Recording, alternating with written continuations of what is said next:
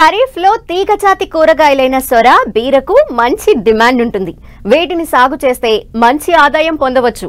అందుకే సొరను పందిళ్లకు పాకించి ఖరీఫ్ పంటగా June, July నెలల్లో దఫదఫాలుగా సాగు చేస్తూ ఉంటారు. విత్తన 50 రోజుల నుండే కాయలు అందివస్తాయి. సొర సాగులో సమస్యలు కూడా తక్కువే. అయితే కాయలు మంచి సైజ్, ఆకర్షణీయంగా ఉండే విధంగా దిగుబడి రావాలంటే రకాల ఎంపిక, యాజమాన్య పద్ధతులు కీలకం. మరి ఖరీఫ్ సొర సాగులో ఎలాంటి మెళకువలు పాటించాలో ఇప్పుడు చూద్దాం.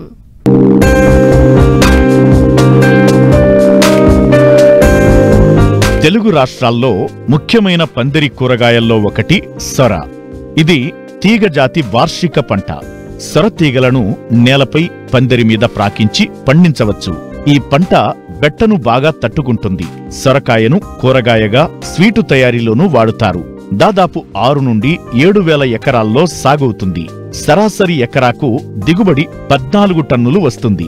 అయితే ఈ పంట సాగుకు తేమతో కూడిన పొడి వాతావరణం అనుకూలం. ఉష్ణోగ్రత 25 నుండి 30 డిగ్రీల సెంటీగ్రేడ్స్ ఉన్నట్లయితే పెరుగుదల బాగా ఉండి పూత, పిందె బాగా పడుతుంది. పూత, పిందె సమయంలో అధిక వర్షపాతం ఉన్నట్లయితే మంచి దిగుబడులు వస్తాయి. ఈ పంటను వివిధ రకాలైన నేలల్లో పండించవచ్చు. ఉదజని సూచిక 6 నుండి 7 మధ్య ఉన్నట్లయితే ఈ పంట సాగుకు చాలా అనుకూలం. అయితే ఇందులో రకాల ఎంపిక కీలకం. చీడపీడలను తట్టుకుని అధిక దిగుబడినిచ్చే హైబ్రిడ్ రకాలను దేశంలోని పలు ఉద్యాన పరిశోధనా స్థానాలు రూపొందించాయి. అందులో మేలైన రకాలు Pusa summer prolific long, Pusa summer prolific round, Pusa Meghdoot, Pusa Manjari, Pusa Naveen, Arkabahar, Samrat, Pusa Sandesh ఉన్నాయి. ఇవే కాక పలు ప్రైవేట్ హైబ్రిడ్ రకాలు మార్కెట్లో లభిస్తున్నాయి. కాలానుగుణంగా వీటిని వేసుకుంటే మంచిది.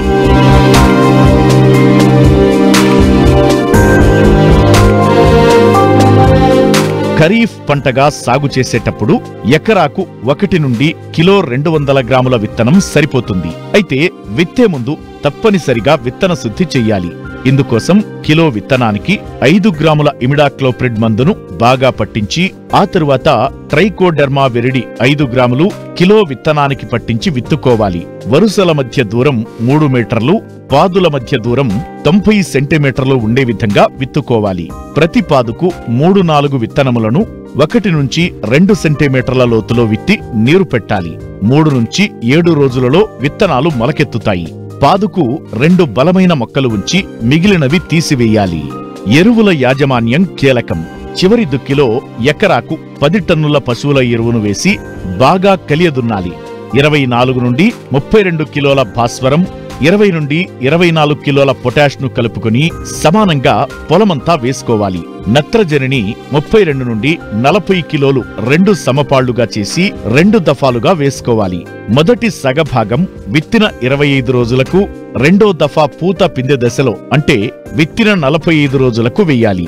ఎరువులను మొక్కలకు 10 నుంచి 15 సెంటీమీటర్ల ఎడంలో గుంట త్రవ్వి ఎరువు వేసి మట్టిని కప్పి నీరు పెట్టాలి.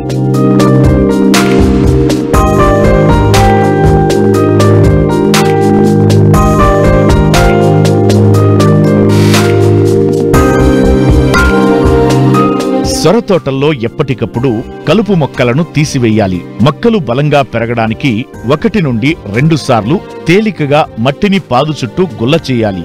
కలుపు నివారణకు అలాక్తోర్ 400 గ్రాములు లేదా బ్యూటాక్లోర్ 600 గ్రాముల మందును 200 లీటర్ల నీటిలో కలిపి విత్తిన 2 నుండి 3 రోజుల్లో నేల మీద పిచికారీ చేయడం ద్వారా నెల రోజుల వరకు కలుపు మొక్కలను సమర్థవంతంగా నివారించవచ్చు. సొర పంటలో అధిక దిగుబడులు సాధించి కాయ నాణ్యత బాగుండాలంటే పైపందిరి పద్ధతిని ఎంచుకోవడం మంచిది. దీని ద్వారా కాయ యొక్క నాణ్యత బాగుంటుంది.